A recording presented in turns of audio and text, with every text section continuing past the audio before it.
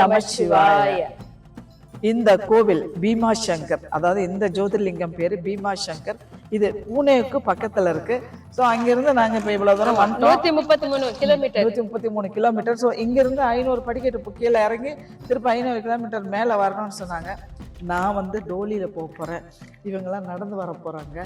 இப்போ நம்ம எல்லாரும் சேர்ந்து ஒன்னா போவோமா? வாங்க அங்க மேல போய் என்னென்ன கதைன்றத சொல்லுவோம். இங்க வந்து படி இருக்குது அப்படின்னு பயப்பட வேண்டாம். கேதார்நாத் மாதிரி குதிரை கிடையாது, ஆனா டோலி இருக்கு. டோலி இருக்கு. வயசானவங்க வந்து இந்த மாதிரி டோலியில போய் பீமாசங்கரை தரிசிக்கலாம். முதல்ல என்கிட்ட என்ன தெரியுமா சொன்னாங்க, டோலி கிடையாது ஒண்ணும் கிடையாதுனாங்க. ஆனா ஈஸ்வரா என்ன பண்றதுன்னு நினைச்சேன். வந்த உடனே டோலின்னா ஐ அம் ஹாப்பி. ஓகே ஓகே, இப்போ நான் டோலியில போறேன். வாங்க.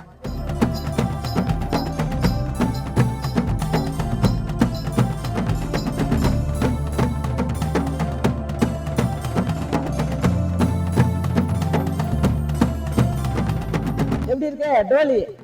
வாங்க, யாரும் பயப்படவே வேணாம். வயசானவங்க, நடக்க முடியாதவங்க எல்லாருமே வந்து டோலியில வந்துடலாம். நான் கூட ஃபர்ஸ்ட் பயந்தேன். எங்க எல்லாரும் சொன்னாங்க 500 படிக்கட்டு அப்படின்னாங்களா. ஆஹா, சிவன் நம்மளை சோதிக்கிறாரே அப்படின்னு நினைச்சான். இங்க வந்து எனக்கு இதை கொடுத்துருக்காங்க. இதுவே எனக்கு பயங்கர சந்தோஷமா இருக்கு. ஆனா டோலியில உட்கார்றத பார்த்து உட்காடுறாங்க. நல்லா டைட்டா பிடிச்சிட்டிங்கன்னா போதும், ஒன்றும் பயப்பட தேவையில்லை.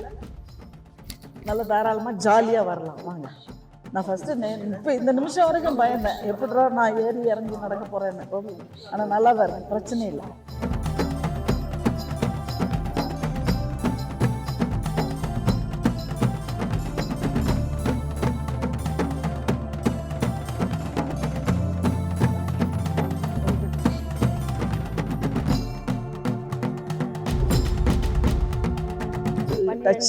ஜோதிலிங்கம் பார்க்கணும். ரொம்ப நாள் ஆசை, அது வந்து இப்போ நிறைவேறுது. சிவபெருமான் எங்களை வந்து அன்போட கூப்பிட்டுருக்காரு, எங்களுக்கு அந்த பாக்கியத்தை கொடுத்துருக்காரு. பீமாசங்கர் இந்த மகாராஷ்டிராவில் இருக்க ஜோதிலிங்கத்தில் ரொம்ப ஃபேமஸான இடம். இதுவும் நாக்நாத்தும் ரொம்ப ஃபேமஸாக இருக்குது. அதே மாதிரி திரியம்பிகேஸ்வர், இந்த 3 ஜோதிலிங்கமும் ரொம்ப பிரபலம், ரொம்ப ஃபேமஸாக இருக்குது. மற்ற 2 இதுவும் கொஞ்சம் கம்மியாக தான் இருக்குது. நீங்கள் நெட்டில் பார்த்தீங்கன்னாவே தெரியும். மகாராஷ்டிராவில் 5 ஜோதிலிங்கம் இருக்கும். அந்த 5 ஜோதிலிங்கத்தில் இந்த 3 ஜோதிலிங்கம், அதாவது திரியம்பிகேஸ்வரர், அதுக்கப்புறம் நாக்நாத் டெம்பிள், அதுக்கப்புறம் இந்த பீமாசங்கர், இந்த 3 கோயிலும் தான் ஃபஸ்ட்டு போட்டிருப்பாங்க. அதுக்கப்புறம் மீதி 2 இருக்குது. அது ஏன்னா சில கன்ஃபியூஷன் இருக்குது. வைத்தியநாத் கோயில் வந்து குஜராத்லேயும் இருக்குது, இங்கேயும் இருக்குது. அந்த மாதிரி சின்ன சின்ன கன்ஃபியூஷன்னால இது 3 ரொம்ப நல்லா ஃபோக்கஸ் பண்ணியிருக்காங்க. இங்கே மெயின்டெனன்ஸும் நல்லா இருக்குது, டோலி வச்சுருக்காங்க, அது ரொம்ப சிறப்பு. இன்னொரு விஷயம் என்னன்னு பார்த்தீங்கன்னா, பொதுவாக நம்ம வந்து மலை மேலே மலை அடிவாரத்தில் நிற்போம், அதுக்கப்புறம் மலை ஏறுவோம் இல்லையா. ஆனால் இங்கே வந்து பார்த்தீங்கன்னா கிட்டத்தட்ட 35 கிலோமீட்டருக்கு மேலே நம்ம மலை மேலே காரில் வந்தோம். அதுக்கப்புறமா பார்க்கிங்கில் நிறுத்திட்டு அங்கேருந்து கீழ் நோக்கி போகிறோம். அடிவாரத்தில் இருக்குது, கிட்டத்தட்ட ஒரு 500 படிக்கிட்ட கீழே இறங்கி போய் சிவபெருமானை தரிசிக்கணும். இது வந்து ஜோதிலிங்கம். ஓம் நம சிவாய. இந்த ஜோதிலிங்கத்தை என் மூலியமா நீங்களும் பார்க்குறீங்க, அது எனக்கு ரொம்ப சந்தோஷம். ஓம் நம சிவாய, ஓம் நம சிவாய. அங்கே போகலாம்.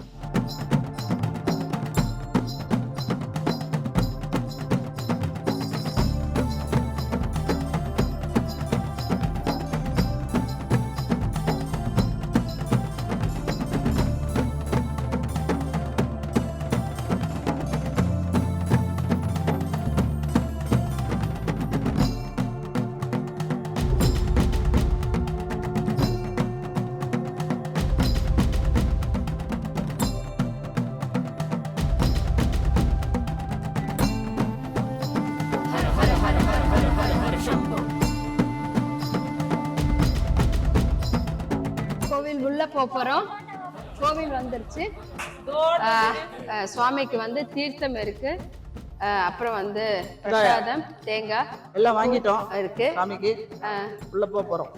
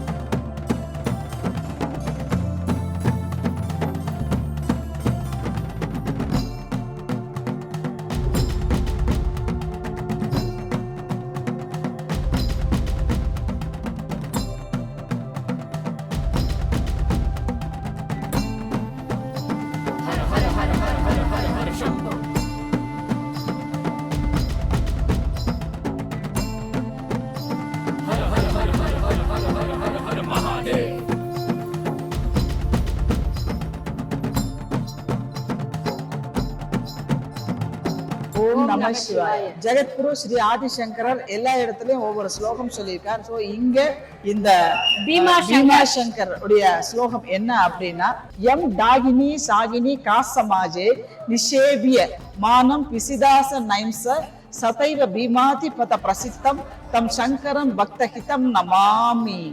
ஓம் நம சிவாய். டாகினி சாகினி என்னும் சக்திகளை கூட்டத்தாலும் அரக்கர்களாலும் பூஜிக்கப்பட்டவரும் பக்தர்களுக்கு நன்மையிலேயே கருத்துள்ள புகழ்வாய்ந்த பீம எனும் பெயரோடு கூடியவருமான சங்கரரை, அதாவது பீம சங்கரரை வணங்குகிறேன். ஓம் நம சிவாய. ஓம் நம சிவாய. ஓம் நம சிவாய. ஓம் நம சிவாய. ஓம் நம சிவாய. இங்க இந்த ஜோதிர்லிங்கத்துல என்ன ஒரு வித்தியாசம் பீமாசங்கர் ஆலயத்துல அப்படின்னா, எதுக்கால சிவன் இருக்காரு இல்லையா, சிவனுக்கு எதிர்ப்புறமாக சனி பகவான் இந்த இடத்துலதான் நான் பாக்குறேன். நேர் எதிரில உட்கார்ந்துட்டு இருக்காரு சனீஸ்வரர். அவர் வந்து அவரோட வாகனத்தோட உட்கார்ந்திருக்காரு. ஆமா, இதுதான் இங்க நான் வந்து கொஞ்சம் வித்தியாசமா இது வரைக்கும் எங்கேயும் இல்லாம பார்த்த ஒரு இடம். அதுவும் அங்க சிவபெருமானுடைய ஜோதிர்லிங்கம், இதோ எதிர்ப்புறம் வந்து சனி பகவானுடைய ஆலயம் இருக்கு.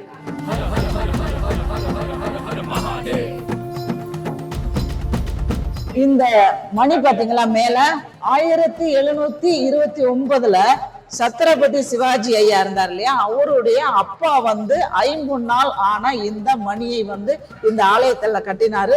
அன்னையில இருந்து இன்னைக்கு வரைக்கும் இது அதே இடத்துல ஒரு சேதாரமே இல்லாம இருக்குது பாருங்க.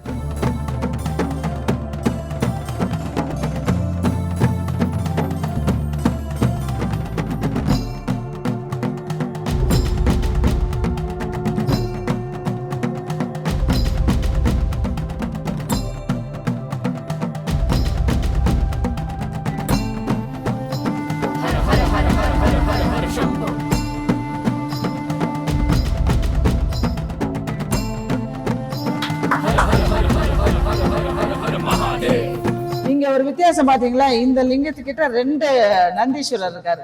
இந்த கோவில் எல்லாமே கொஞ்சம் கொஞ்சம் வித்தியாசமா தான் இருக்கு. முன்னாடி சிவலிங்கம், 2 பக்கமும் 2 நந்தி இருக்காங்க.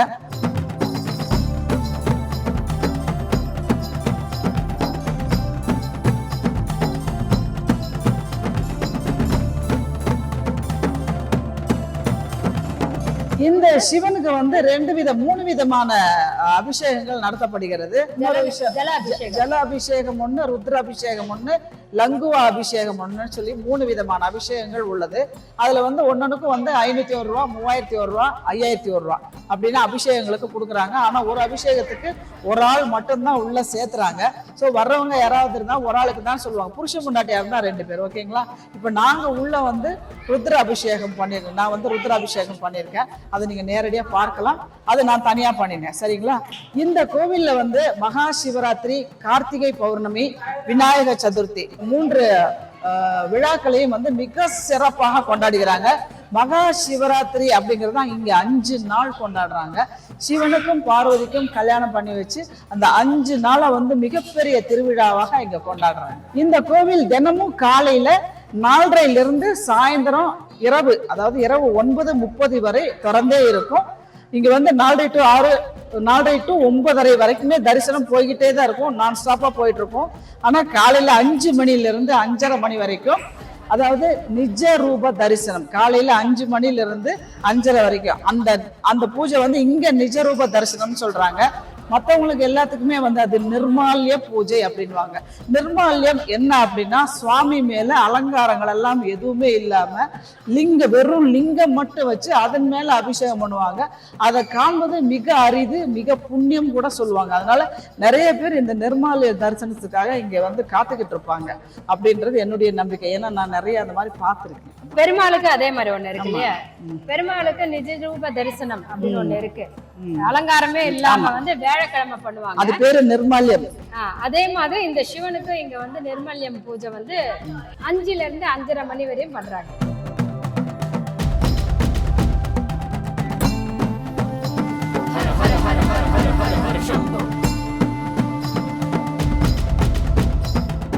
இந்த ஆலயத்தை பத்தி நாங்க வந்து சேகரித்த தகவல் என்ன அப்படின்னா, பீமாசுரா அப்படின்ற அரக்கனை அழிப்பதற்காக, ரொம்ப அட்டகாசம் பண்ணிட்டு இருந்த அரக்கனை அழிப்பதற்காக லிங்க ரூபத்துல இருந்த சிவன் ஜோதி பிளம்பாக வெடித்து வெளியே வந்து அந்த அரக்கனை அழித்ததாக சரித்திரம் கூறுகிறது.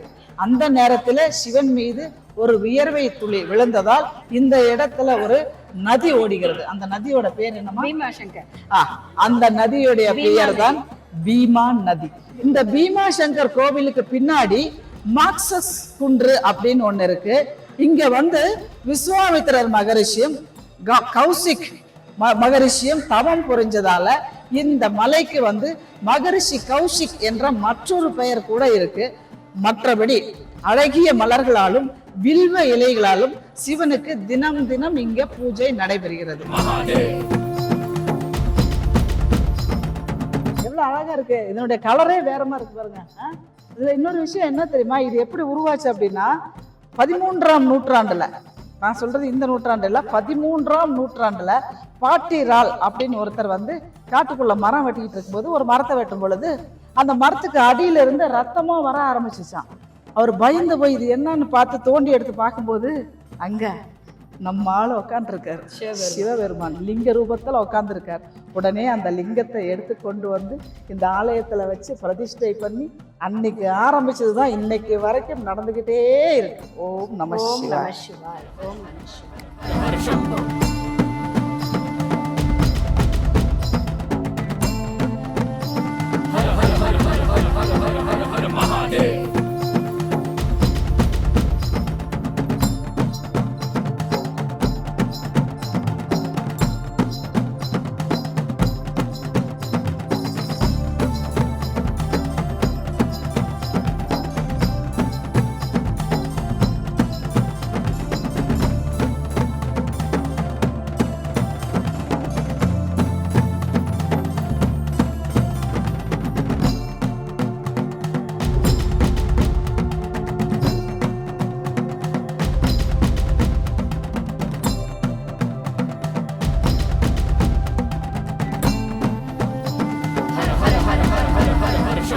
வயசுல பெரியவங்க எல்லாம் நடந்து போறாங்க, நான் பாருங்க. அதுக்காக நான் வந்து சின்ன வயசு இல்லை, நானும் வயசானவர் தான். இருந்தாலும் இந்த படிக்கட்டு ஏறி இறங்குறது எனக்கு கொஞ்சம் கால் எப்பவுமே டயர்ட். அதனால இந்த லோடியில